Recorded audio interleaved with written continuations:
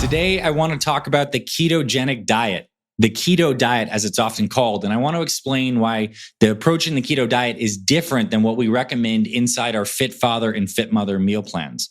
And to get into that, I first want to define what the keto diet is and what some of the goals of that diet are. And then I want to point out some potential flaws or just reasons why I don't think it's the most optimal approach for most middle-aged people who want to live healthy and have a sustainable lifestyle over the long haul. So the keto diet is a very low carbohydrate diet.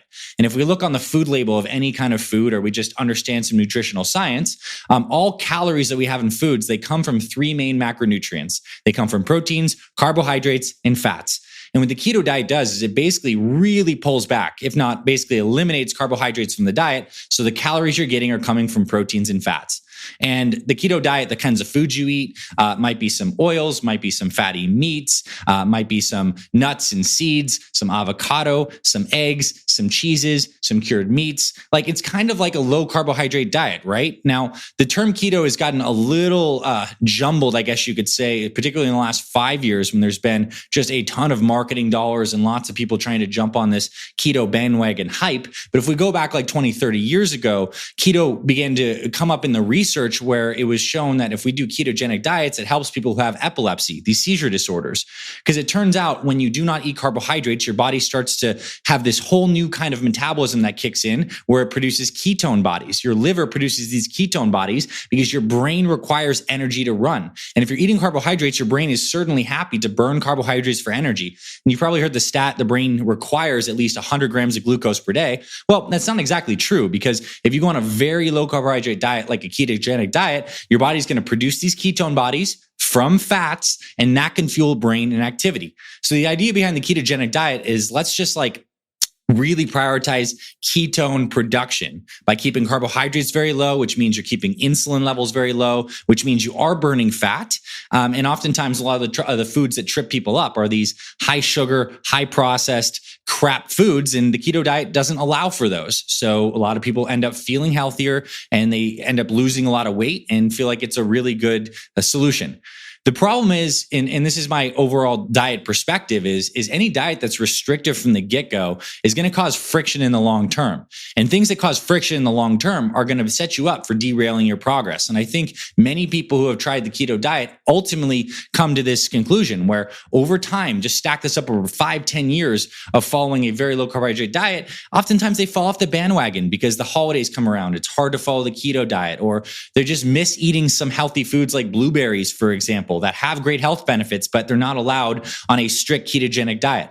And I want to say the term keto now has gotten a little muddled because now people are just calling a keto diet basically a lower carbohydrate diet. So it's not like the strict under 30 grams of carbs per day keto diet that was originally used in some of the research on epilepsy. Now it's just like a lower carb diet, which I'm all getting behind that. I am all for you eating a lower carbohydrate diet, particularly if you're cutting out a lot of like crappy sources of carbs, the processed sugars, some of the grains that don't have just like much nutritional value compared to other things.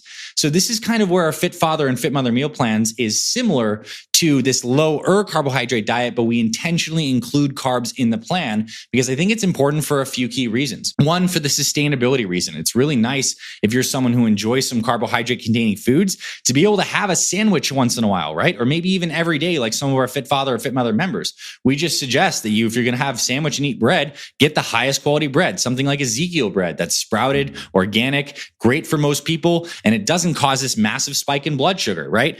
So the keto diet idea is that we really want to control blood sugars at all costs. And the cool thing is when you actually have a healthy functioning metabolism, you can eat carbohydrates and your blood sugar will rise for a little bit, but insulin acts in a proper way, clears out the blood sugar, and you get back to baseline. So my point is you can have carbohydrates in your plan and you can see great weight loss, great health effects, and it's a lot more sustainable. So that's one thing to consider. The second thing to consider is just the psychological factor of whenever there's something scarce in our environment, the human psychology is wired to seek that out. So if you remove any of the main macronutrients, like you're going to eventually crave those things over time. And now some keto diets have realized this, and people do like carbohydrate refeed days or spikes because that also helps your metabolism over time by having that. But I just think ultimately this ends up getting a little too extreme and a little further away from what we actually want. And this is, I guess, the point of this entire episode is that I recommend, instead of aiming for a ketogenic diet, diet that you aim for becoming insulin sensitive and metabolically flexible. So let's unpack that. Right now, with this kind of modern obesity and cardiovascular disease and prediabetes, diabetes epidemic we have, most people have some degree of insulin resistance. And that comes down from many factors, but largely we eat too many crappy carbohydrates over time. We're eating too many calories over time, and we're not moving enough. And all this blood sugar is being pumped out and constantly. And our cells become resistant actually to the hormone insulin that's supposed to drive those carbohydrates into the cells. And we become resistant to insulin. It takes more insulin to get carbohydrates into the cells. And one of insulin's functions as a storage hormone is to drive things in and to prevent fat burning. So then people start to gain weight, and then it causes all sorts of cardiovascular problems, neurologic problems, and the whole consequences we see with people who have diabetes.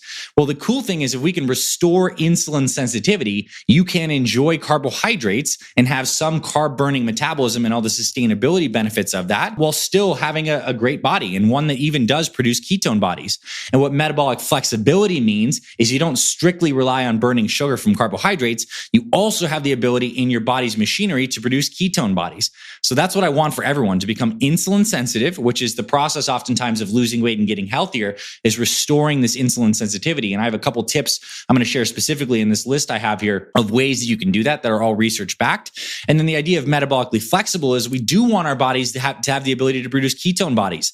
And the best way to do that is to have periods where you intermittent fast, which is exactly what we recommend inside our Fit Father and Fit Mother meal plans. After you get past the first 30 days of establishing the core foundational eating habits, we introduce the idea of doing dinner to dinner fasts once per week. And guess what happens when you start to do dinner to dinner fast once per week? You start producing a lot of ketone bodies during that period of time, particularly if you're eating a lower carbohydrate diet like we recommend, just having the right carbs in the right portions at the right times, and you do intermittent fasting. Now you have the ability to eat foods that you love that are carbohydrate containing healthy foods. You have the ability to burn glucose and not feel like you're on a super restrictive diet that might not be sustainable for you. And you can improve your insulin sensitivity, and you can produce ketone bodies. Like if you could think of an engine, which is effectively your metabolism, and that engine had the ability to use many different fuel sources efficiently, that is a better, more robust engine than if you're just trying to drive it down one particular fuel source exclusively. And I think a lot of people do feel good when they're on ketogenic diets initially because they're getting rid of all this crap sugar. They're normalizing their blood sugar levels. They're getting rid of a lot of these addictive foods, and they're starting to lose weight and restore the insulin sensitivity. So I would posit that a very low carbohydrate diet is very healing. But again, my main premise and how I design the Fit Father, Fit Mother meal plans, and the reason they're successful for so many people is that if it's not simple and it's not sustainable, it's not an option for you. So on that note, here's the way we approach improving insulin sensitivity on a lower carbohydrate diet while still being metabolically flexible. The first thing we talk about in our programs and we preach to our members is you need to get good sleep. If you are looking at improving your metabolism and you are not making sleep a priority, you are pushing a giant rock uphill. Sleep is this whole regenerative cycle where our brain activity slows down. And as a consequence, it changes all these different hunger hormones, metabolism hormones. And the research is abundantly clear. They'll take healthy people and they give them like a bad night of sleep, four hours of sleep or something like that. The next day, their blood sugars are out of control. They're more insulin resistant. And just imagine stacking this up for years of just getting suboptimal sleep, watching the TV late at night, getting those screens, blasting the light in your eyes that's suppressing your melatonin production. Like if you want to improve your metabolic health and your insulin sensitivity, you need to get serious about sleep. And that means a couple things. I think it means the blue blockers or the screen protectors to make sure you're not getting a ton of light late at night, and just general hours. The more hours you can get of sleep up to a certain point is great. I personally aim for like 7.5 hours. We have a newborn at home. I'm not getting that amount of sleep all the time, but I know it's important, so I prioritize that. The next thing that's super important for basically allowing your body to process carbohydrates well in your diet is to strength train regularly. The cool thing about lifting weights is it actually makes your muscles like sponges for carbohydrates. And a lot of times when you're lifting, carbohydrates are the ideal fuel for high intensity activity. So I'll explain this because I think it's very important. When you are doing very short burst activity, like you're doing an all out sprint for like 15 seconds, your body's using an energy pathway that's called the creatine phosphate pathway. And not surprisingly, it uses creatine and it is able to produce ATP through this very short duration pathway. And now if you're doing very low intensity, long activities, so you and I are going for a light jog, we're walking for many hours, your body has enough oxygen in circulation to actually burn fat. and that's called beta oxidation. And the whole ketone process as well is relying on fat burning there. But as exercise gets to higher intensities, which is this higher intensity strength training, a lot of the times it's relying on carbohydrate. Carbohydrate is involved in this anaerobic metabolism, this metabolism that when it's a high enough intensity, we can no longer rely on burning fats for fuels. So the cool thing about strength training is, one, it does use carbohydrates. So carbohydrates absolutely increase your performance in high intensity activity, period, end of story. Ask most elite athletes outside of maybe an ultra marathon runner that keeps their heart rate in a low enough zone that they can really rely on fats. Carbohydrates very helpful. After you lift, your muscles become sponges for carbohydrates. So this is really cool. These carbohydrate receptors get overexpressed on the surface of your muscles. And the carbohydrate receptors on your fat cells actually come under the surface. So you have a favorable opportunity after you do exercise that you've changed your metabolic parameters in a sense where you're ready to suck in carbohydrates, and that can help refuel the muscles. And when you do ingest carbohydrates after training, it's often going to replenish your glycogen stores, which is the stored glucose stores in your muscles and in your liver if you tapped into that with a really, really, really long workout. Point being is that you strength train regularly. It improves your insulin sensitivity and it allows you to have carbohydrates. So what a lot of our members do is they exercise in the morning and then they have breakfast afterwards, and that breakfast may have some carbohydrates. It may have some berries and maybe one of our smoothie recipes. Great. Other people exercise before dinner and then they have dinner after the fact, and they make something like a perfect plate. And that perfect plate has a portion of protein, has a portion of some healthy carbs, and has a big portion of veggies and some healthy fats. Like, that's going to be ideal. You're going to get this nutrient partitioning and sucking in effect. So another good strategy. The next thing that's absolutely essential, and I believe that ketogenic diets go a little awry, is if they're not done properly, and they can be done in a good enough way, you want to include the right kinds of fiber in your diet.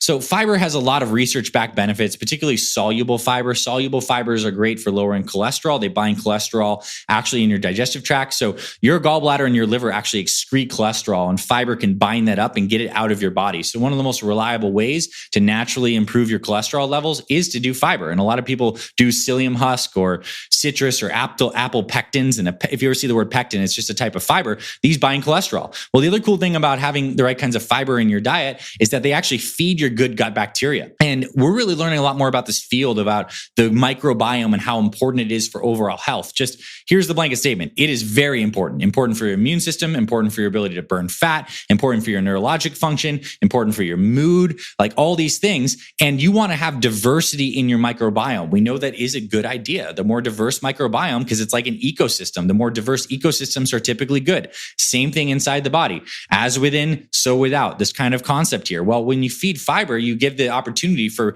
many of these good bacteria to actually grow and thrive. And they actually produce these things called short chain fatty acids from fiber. So get this, you eat fiber and basically your gut bacteria convert that fiber into short chain fatty acids. In fact, something like butyric acid, which is a type of fatty acid that's made from the breakdown of fiber by gut bacteria, is the exact fatty acid that's found in butter. And so you look at some of these big animals, like, let's look like a gorilla. They eat a lot of like roughage and stuff like this. Well, they have the gut bacteria that's converting that basically into these short chain fatty acids that are very energy rich, very healing for the digestive tract. So fiber is a good thing. Now, you can get fiber if someone's following a ketogenic style diet. You just got to be smart about this stuff. And I wouldn't go on the old school Atkins diet where you just basically eat like cured meats and cheese and, none of this kind of stuff. I don't think that's optimal. We agree that like reducing carbohydrate intake is a good idea. And one area I think is a good place to reduce carbohydrate intake, and we preach this inside our Fit Father and Fit Mother programs, is at breakfast. So there's a unique hormonal environment that happens early in the day. One thing that happens is cortisol levels naturally rise in the morning. This gives us energy to wake up for the day. It's our natural circadian rhythm. And the cool thing about cortisol is it's a catabolic hormone, and it actually breaks down muscle glycogen and elevates blood glucose. You get a natural rise in glucose in the morning from cortisol's action. And so this is cool. You don't need a lot of carbohydrate in the morning to feel good and have good functioning. Your cortisol levels are going to take care of that as is. So that's why inside our Fit Father and Fit Mother meal plans, we recommend a lower carbohydrate breakfast. Oftentimes it's some kind of egg recipe. Oftentimes it's some kind of smoothie or something like that it has a lot of good healthy fats and proteins and certainly some carbohydrates and fibers, but just not a ton of them. And a good thing is I'd say stay under 50 grams of carbs in your breakfast, maybe even under 30. Most of our recipes are right around that 30 range or so. And I think that's a really good thing for helping you improve your blood sugar levels. And I also think you'll find this true in your own experience. If you start to eat a lot of carbohydrates early in the the day, like you have a breakfast that's like a crappy breakfast, like waffles or pancakes or something like this, that's like not ideal, fine for a free meal, but not ideal for an everyday. That sends your blood sugar in a tailspin that ultimately is going to mean you're going to crave more carbohydrates later in the day. And then you're on this roller coaster that many people find themselves on. So reduce carbohydrates in the morning. And we actually like to have people include a serving of carbohydrates at dinner. This is the perfect plate idea because from a behavioral perspective, it's so much easier to adhere to a healthy diet when having some carbs.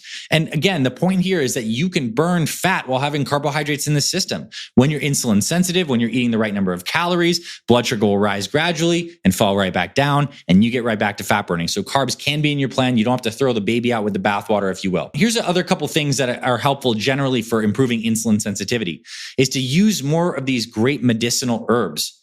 Herbs like fenugreek, ginger, turmeric, garlic. A lot of these have been used for thousands of years by humans because they have great health benefits. And particularly fenugreek is I think it's a seed that many people use in some Middle Eastern and Indian cooking. And it's great because it actually does improve insulin sensitivity. So you can do that. Another thing that helps with insulin sensitivity is green tea. Green tea is awesome for that. It has some specific catechins and special compounds in it that can improve insulin sensitivity. So that could be something to include into your routine, particularly if you're traditionally a coffee drinker. Maybe you scale back on that extra cup of coffee and you use some green tea instead. A lot of people find that green tea helps them feel a little more balanced than coffee does. It's because green tea not only has a lower content of caffeine, but also has a special amino acid called L-theanine that is a neurostimulant, but a balancing one. It kind of gives you a little more of like this Zen effect. In our new formulation of our Fit Mother Balance supplement, which is our hormone balance supplement, we've included 200 milligrams of the L-theanine in there because it's just such a wonderful supplement for women, particularly women as we age. And if women are ended up feeling like a little stressed or they want more energy, then L-theanine is a really great thing. We have that inside our upcoming new balance formula. Another thing you've probably heard about that is great for blood sugar control is apple cider vinegar. And you want to get the good stuff. You want to go to like Whole Foods, Sprouts, or a nice grocery store. And the brand I recommend is Bragg's, like BRAGG is the brand. And there's some health pioneers, Bragg brand. They have like apple cider vinegar, get it with the mother. It says apple cider vinegar with the mother. And that's actually some of the probiotics that are in the apple cider vinegar in the process of fermentation. And you take this in the morning, it will lead to a lower blood sugars later in the day. And it can improve just overall glycemic response, and it can kind of wake up the GI tract. So many people find it's a nice habit in the morning to get some warm water, maybe squeeze a little lemon, maybe put a little apple cider vinegar in there. Super cool thing. It's just a good health habit, and it definitely does help blood sugars. And you can use this apple cider vinegar trick basically any time before a meal. So let's say you have a big dinner meal coming up and you know there's going to be some carbohydrates and you want to have as good glucose control as possible. You can have a little shot of apple cider vinegar and some water before your meal, and that will help your glucose response. Another thing that's really cool, and this is something that I'm thinking and talking about a lot more, and we've done kind of like a little more by accident inside our Fit Father and Fit Mother meal plans, is to optimize nitric oxide function, NO, nitric oxide. It's this main gas in our bodies that vasodilates, improves circulation, helps with endothelial health. And the way to improve nitric oxide levels, one way is to actually eat more of these nitrates, the things that our body uses to make nitric oxide. So nitrates are found primarily in dark green leafy vegetables. And guess what we have inside of many of our smoothie recipes for breakfast? A whole bunch of some organic spinach or some other greens like this. And it's such a good idea because you get the fiber, you get the vitamins, you get the minerals, and you get those natural nitrates, which can lower blood pressure, improve circulation. And when you're improving circulation, you're improving your overall health and function. And then of course, there's some supplements that do help with blood sugar control. Magnesium is helpful. Chromium can be helpful. The idea here is that you do not have to be on a super, super low carbohydrate diet to have incredible health. In fact, I would recommend you aim to be insulin sensitive and metabolically flexible. And by being metabolically flexible, you're strength training, you're having carbohydrates at the right portions at the right times, exactly as what we lay out inside our Fit Father and Fit Mother meal plans, and you're doing some strategic fasting. So now in the back part of this conversation, let's talk about the fasting component. It is such a good idea to give your body periods where you do not ingest food. And the body does a lot of cool things. And we're going to do a separate episode very soon where I'm going to break down my personal 3-day water fasting protocol. I do a couple times per year to really optimize these benefits. But I also believe 3-day fasts are cool, but also 24-hour fasts are probably the most accessible way for people to start doing it. A dinner to dinner fast, ideally once per week. In fact, for guys who really want to push the weight loss inside our Fit Father program, we recommend twice per week. Women don't fast quite as well as men for some different hormonal reasons. So it's a consideration that maybe the 24 hours feels a little bit long for you, or maybe you're fine fasting for 24 hours if you're a woman. But if you find it's a little too much, you might want to scale back maybe even to like a 16 or 20 hour fast. You still get benefits.